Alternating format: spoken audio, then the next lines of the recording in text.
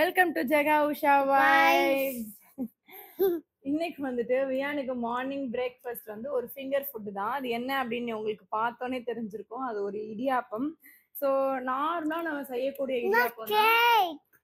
நார்மலாக நம்ம வந்து செய்யக்கூடிய இடியாப்பம் தான். ஸோ வீட்டில் வந்துட்டு நம்ம அரிசி மாவு மட்டும் நல்லா அரைச்சிட்டு எப்பயும் போல் நல்ல சுடு தண்ணியில் ஆக்சுவலாக நீங்கள் வந்துட்டு பனைஞ்சிங்க அப்படின்னா இந்த மாவு வந்து ரொம்ப சாஃப்டாக வரும். ஸோ குழந்தைங்க சாப்பிட்றதுக்கு ரொம்ப ஜாலியாக இருக்கும். அவனுக்கு ஏதோ நூடுல்ஸ் மாதிரி இருக்குது. உட்காந்து அவன் விளாண்டு சாப்பிட்டுட்டு இருக்கான். நாங்களுமே இன்னைக்கு மார்னிங் வந்துட்டு எங்களுக்குமே வந்துட்டு கொழுக்கட்டை இடியாப்பம் தேங்காய் பால் வச்சுதான் நாங்களுமே வந்து சாப்பிட்டுட்டு இருக்கோம்.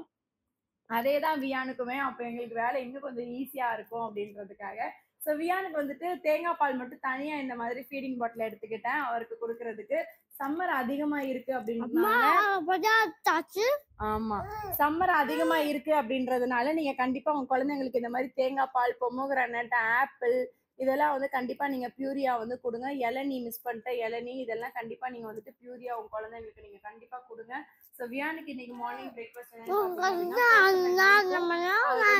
இடியாப்பம் போட்டிருக்கேன். அவர் விளையாண்டுக்கிட்டே சாப்பிட்டு இருக்காரு. ஓமா அச்சோ அச்சோ. ஸோ இதுதான் மார்னிங் பிரேக்ஃபாஸ்ட். அவனுக்கு லஞ்சுக்கு என்ன செய்யறோம் அப்படின்றத பார்க்கலாம். லஞ்ச் செய்யணும் மேடம், அதுக்குள்ள பாய் பாய் சொல்றீங்க. ஹாய் ஃப்ரெண்ட்ஸ், நம்ம வந்துட்டு லஞ்ச் செய்யறதுக்கு வந்துட்டோம் வியானுக்கு. ஸோ வந்து ஒரு ஹெல்தியான ஒரு சூப்பரான அண்ட் வந்துட்டு வியான் வந்துட்டு வளர்ந்துட்டே வரான் இல்லையா. ஸோ வளர்ந்துட்டே வர்றதுக்கு அதுக்கேற்ற மாதிரி நம்ம ஃபுட்டு வந்துட்டு அவனுக்கு வந்து குவான்டிட்டி வந்து இன்க்ரீஸ் பண்ணி கொடுத்துட்டே இருக்கும். கன்சிஸ்டன்சி கொஞ்சம் டிஃபர் ஆகிட்டே இருக்கணும். கன்சிஸ்டன்சி கொஞ்சம் டிஃபர் ஆகிக்கிட்டே வரணும். அதே மாதிரி அவங்க வயிறு டம்மி வந்து ஃபுல்லாக கொடுக்கணும். ஸோ நல்லா ஹெல்த்தியாக கொடுக்க தான். ஏன்னா அவங்க ஓடி ஆடி விளையாடுற டைம்ல டக்குன்னு பசி எடுத்துகிட்டே இருக்கும். ஸோ அதே மாதிரி ஒரு ஸ்டொமக் ஃபுல்லிங்காக இருக்கக்கூடிய ஒரு சூப்பரான லஞ்ச் ரெசிபி தான் பார்க்க போகிறோம். அது என்ன அப்படின்றத பார்த்துடலாம். அதுக்கு இன்னைக்கு வியானுக்கு லஞ்சுக்கு நான் வந்துட்டு கேரட்டும் பொட்டேட்டோவும் சேர்த்து எடுத்துருக்கிறேன். ஸோ கேரட் பொட்டேட்டோ ரைஸ் தான் நான் வந்து அன்னைக்கு பண்ண போகிறோம் நாம அவனுக்கு. ஸோ இதை நான் வந்துட்டு பீல் பண்ணி நல்லா குட்டி குட்டியாக இந்த மாதிரி கட் பண்ணி வச்சுக்கிட்டேன். வாய் கூட தெரியல, சாப்பிட்டுப்போ வாஷ் பண்ணிக்கோ. இந்த மாதிரி நீங்க வந்து குட்டி குட்டியா வந்து நீங்க கட் பண்ணி வச்சுக்கோங்க. இதோட நான் வந்துட்டு அரிசி எடுத்துருக்கிறேன். ஸோ நார்மல் நம்ம சாப்பிட்ற அரிசி தான். நம்ம சாப்பிட்ற அரிசியும் நான் வந்துட்டு அந்த மூந்தால் அதுவும் எடுத்துருக்கிறேன். இது ரெண்டையுமே நான் வந்து நல்லா ஒரு 4 தடவை வாஷ் பண்ணிட்டு ஒரு 20 நிமிஷத்துக்கு மேலேயே ஊற வச்சுட்டேன். ஊற வச்சுட்டு இப்ப கொஞ்சம் நல்ல தண்ணி பிடிச்சி வச்சிருக்கேன். நீங்களும் வந்து சாப்பாடு செய்ய போறீங்க அப்படின்னா டைம் கிடைக்கல, டக்குன்னு போயிட்டு வந்து இந்த மாதிரி ரைஸ் மட்டும் நீங்க ஊற வச்சுட்டு வந்துட்டீங்க அப்படின்னா என்ன வெஜ்ஜிஸ் இருக்கோ நம்ம அதை போட்டு நம்ம வந்துட்டு செஞ்சு கொடுத்துடலாம். ஸோ இதை திங்ஸ் தான் நான் அவனுக்கு எடுத்துருக்கிறேன். ஸோ இதை எப்படி அவனுக்கு வந்து ரைஸா பண்ணிடலாம் அப்படின்றத பார்த்துடலாம். அதுக்கு நான் ஒரு குக்கர் எடுத்துருக்கிறேன். நான் வந்துட்டு அவனுக்கு அடுப்புல குக்கர் வச்சிருக்கேன். கொஞ்சமா வந்துட்டு நெய் ஊத்திக்கிறேன். என் குழந்தை வந்துட்டு வெயிட் கெயின் ஆகணும், கொஞ்சம் வெயிட் போடணும் அப்படின்னு நினைக்கிறவங்க கண்டிப்பா இந்த ரெசிபி லஞ்ச் ரெசிபி உங்க குழந்தைக்கு நீங்க ட்ரை பண்ணி பாருங்க. ரொம்பவே சூப்பர் அண்ட் ஹெல்த்தியா இருக்கும். நம்ம நெய், அந்த பொட்டேட்டோ அதெல்லாம் சேர்க்கறதுனால, பருப்பு எல்லாமே சேர்க்கறதுனால இது எல்லாமே சேர்ந்து வரப்போ ஒரு சூப்பரான ஒரு டேஸ்ட்டும் வரும், வெயிட் கெயினும் ஆகும். நான் வந்துட்டு கட் பண்ணி வச்சிருக்க கேரட் எடுத்துக்கிறேன். அதோட கட் பண்ணி வச்சேன் பொட்டேட்டோ இதையும் சேர்த்துக்கலாம். இந்த நெய்ல நல்லா ஒரு 2 நிமிஷம் இந்த மாதிரி வறுத்து எடுத்துக்கோங்க. அதனாலதான் வந்து நான் வெயிட் கெயின் ரெசிபி அப்படின்றதே நான் சொல்றேன். ஏன்னா பொட்டேட்டோ இருக்கு, கீ இருக்கு, பருப்பு இருக்கு, இது எல்லாமே சேர்ந்து வரப்ப அந்த வெயிட் கெயின் ஆகிறதுக்கு ரொம்பவே ஹெல்ப்ஃபுல்லா இருக்கும். ஆக்சுவலா அதுக்காக தான். இதோட நான் வந்துட்டு என்ன எடுத்துக்க போறேன் அப்படின்னா வெள்ளைப்பூண்டு கொஞ்சம் குட்டி குட்டியா அந்த மாதிரி கட் பண்ணி வச்சிருக்கிறேன். பருப்பு சேர்க்க போறோம் இல்லையா, அதனால நான் பூண்டு சேர்த்துக்கலாம் அப்படின்னு பூண்டு எடுத்துருக்கிறேன். ஸோ எப்பயுமே பருப்பு சேர்த்தா கொஞ்சம் இந்த மாதிரி பூண்டு எடுத்துக்கோங்க. குழந்தைங்களுக்கு கேஸ் ப்ராப்ளம் எதுவுமே இல்லாம இருக்கும். மஞ்சள் பொடி சேர்க்கறது சேர்க்காதது அது உங்களோட ஆப்ஷனல் தான். ஆக்சுவலா குழந்தைக்கு நான் மஞ்சள் சேர்த்துக்கிறேன், மஞ்சள் சேர்க்க வேணாம் அப்படின்றது உங்களோட ஆப்ஷனல் தான். நான் வந்துட்டு அவனுக்கு மஞ்சள் சேர்க்கல. இது நல்லா வாஷ் பண்ணி பீல் பண்ணி மட்டும் நான் கட் பண்ணிக்கிட்டேன். ஸோ இதோட நான் இப்போ வந்துட்டு நம்ம எடுத்து வச்சிருக்கிற அந்த ரைஸு பருப்பு இதை வந்து நான் அப்படியே அந்த தண்ணியோடய சேர்த்துக்கிறேன். இது மட்டும் நல்லா ஒரு 20 நிமிஷம் ஊற வச்சிட்டோம் அப்படின்னா நம்மளுக்கு ஈஸியாக வந்துட்டு குக் ஆகிடும். அப்படி இல்லைன்னா எக்ஸ்ட்ரா விசில் வைக்கணும் செய்யணும். அதுக்காக தான் வந்துட்டு நல்லா வந்து பருப்பை வந்து ஊற வைக்கிறது. உங்களுக்கு ஒரு டிப் வேணால் நான் சொல்கிறேன். நீங்கள் சப்போஸ் ஊற வைக்க மறந்துட்டீங்க, உடனே பண்ணுறீங்க அப்படின்னா நான் வேணால் உங்களுக்கு ஒரு டிப் சொல்கிறேன்.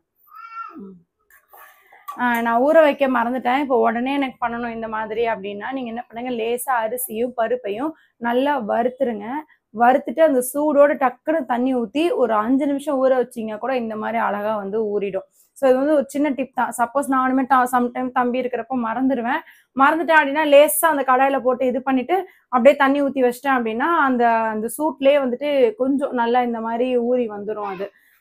இதை வந்து ஊத்தியாச்சா, இன்னும் கொஞ்சம் தண்ணி நம்ம எக்ஸ்ட்ரா ஊற்றணும். ஏன்னா நம்ம காய் நிறையா சேர்த்துருக்கோம். ஸோ காயெல்லாம் நல்லா வேகிறதுக்கு தண்ணி கொஞ்சம் எக்ஸ்ட்ராவாக சேர்க்குற மாதிரி இருக்கும். இதோட நான் வந்துட்டு கொஞ்சமாக வந்து பெப்பரும் சீரகமும் அரைச்சு அந்த பொடி வந்து நான் சேர்த்துக்கிறேன்.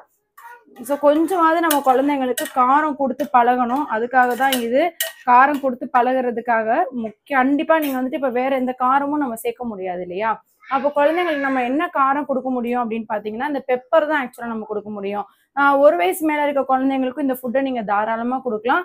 நான் வந்துட்டு இது கொஞ்சமா இருந்துச்சு அப்படின்னா நான் வந்துட்டு தர்ஷித்துக்கும் சேர்த்தா நான் வந்து இதை கொடுப்பேன்.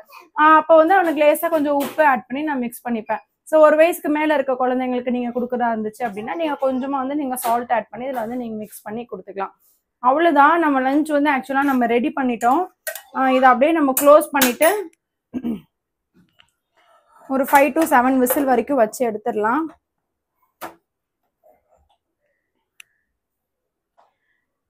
விசில் அடிச்சு முடிச்சிருச்சு. ஸோ இதை எடுத்துடலாம்.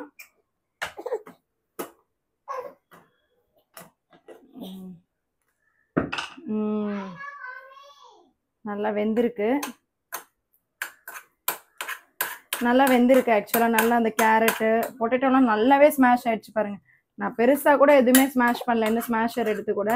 பட் ஆனால் இது நல்லாவே வெந்திருக்கு. நம்ம நல்லா ஸ்மாஷர் வச்சு நல்லா இதை வந்து ஸ்மாஷ் பண்ணி எடுத்துக்கலாம். இது வந்து ஆக்சுவலாக கொஞ்சம் டிஃப்ரெண்ட்டான ஒரு சூப்பரான ஒரு டேஸ்ட்ல இருக்கும். ஸோ காம்பினேஷன் அப்படின்னு பார்த்தீங்க அப்படின்னா வெஜிடபிள்ஸ்ல ஒரு சில காம்பினேஷன்ஸ் எல்லாமே இருக்கும். அந்த மாதிரி காம்பினேஷன்ல போடுறப்போ ரொம்ப டேஸ்டா இருக்கும். பெஸ்ட் காம்பினேஷன் பார்த்தீங்கன்னா அந்த பொட்டேட்டோவும் கேரட்டும் ஆக்சுவலாக சூப்பராக இருக்கும். அதே மாதிரி கேரட்டும் பீஸும் சூப்பராக இருக்கும். பச்சை பட்டாணியும் உருளைக்கிழங்கு ஆக்சுவலாக அந்த டேஸ்ட் வந்து சூப்பராக இருக்கும். இந்த மாதிரி ஒருத்துக்குமே ஒரு காம்பினேஷன் இருக்கு. கேரட்டு பீன்ஸ் நம்ம நார்மலாக இருப்போம் கிரீன் பீன்ஸ்.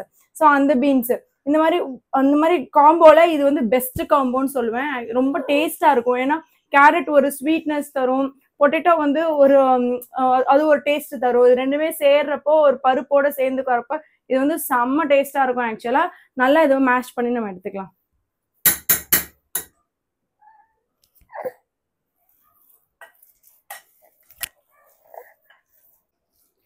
நல்லா இந்த மாதிரி ஸ்மாஷ் பண்ணிட்டு இருக்கேன். என்னடா திடீர்னு சைலண்டா பேசுறேன்னு பாக்குறீங்களா? தூங்கிட்டான். ஆக்சுவலா நான் லஞ்ச் செய்யறதுக்கு இன்னைக்கு கொஞ்சம் லேட் ஆயிடுச்சு. கொஞ்சம் ஒர்க் இருந்ததுனால வந்து லஞ்ச் செய்யலான்னு பார்த்து கொஞ்சம் லேட் ஆயிடுச்சு. அவன் சாப்பிட்ற டைமிங் தாண்டிடுச்சு. அப்பயும் நான் அவனுக்கு வந்து கொஞ்சம் ஏதாவது ஃப்ரூட்ஸ் மாதிரி கொடுத்தேன். ஆப்பிள்லாம் குட்டி குட்டியா கட் பண்ணி அவனுக்கு சாப்பிட்றதுக்கு நான் வந்து கொடுத்தேன். அப்படின்னு பார்த்தீங்கன்னா அப்படி தூங்குறான். ஸோ இந்த மாதிரி டைமிங்கில் வந்துட்டு நீங்கள் வந்து ஃபீட் பண்ணாமல் இருக்கிறது ரொம்ப பெட்ரு. சாலிட்ஸ் சொல்கிறேன். ஸோ சாலிட்ஸ் வந்து கொடுக்காம இருக்கிறது ரொம்ப பெட்ரு. கண்டிப்பாக சாப்பிட மாட்டாங்க. நீங்கள் என்ன நினச்சிப்பீங்க, குழந்தைக்கு வந்து சாப்பாடு பிடிக்கல அப்படின்னு நீங்கள் கண்டிப்பாக நினச்சிப்பீங்க. இந்த தூங்குற டைமில் தயவு செஞ்சு டிஸ்டர்ப் பண்ண வேணாம். நம்ம அப்படியே ஒன்று தூங்க போட்டுடலாம். அதை நான் வந்துட்டு அவன் எப்போ எந்திரிக்கிறானோ அப்போ வந்து நான் ஃபீட் பண்ணிக்கிறேன். நான் வந்துட்டு இதை தனியாக ஒரு பவுலில் மாற்றி வச்சேன் அப்படின்னா அந்த வார்ம்னஸ் வந்து ஆக்சுவலாக போயிடும்.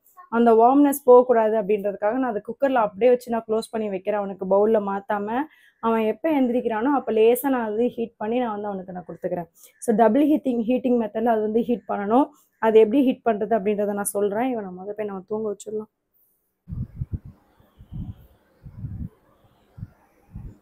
செம்மையாக வேர்க்குது. எனக்கே இவ்வளோ ஸ்வெட் ஆகுது. அப்படி ஸ்வெட் ஆகுது எனக்கு. அதுக்கும் மேலே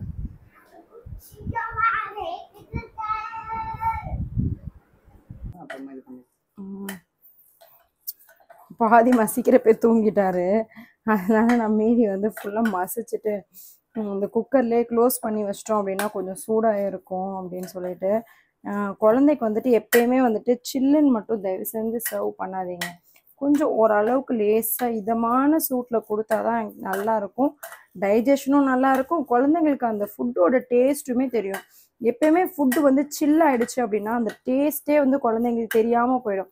அந்த டேஸ்ட் குழந்தைங்களுக்கு தெரியணும் அப்படின்னா தயவு செஞ்சு கொஞ்சம் ரொம்ப கொதிக்க இல்லை, நம்ம ஓரளவு சாப்பிடுவோம்ல அந்த அளவு இல்லாமல் ஓரளவுக்கு கொஞ்சம் சூடாக நீங்கள் கொடுத்தீங்க அப்படின்னா குழந்தைங்களுக்கு அந்த டேஸ்ட் நல்லா தெரியும். அது வந்து நல்லா இது பண்ணி சாப்பிடுவாங்க.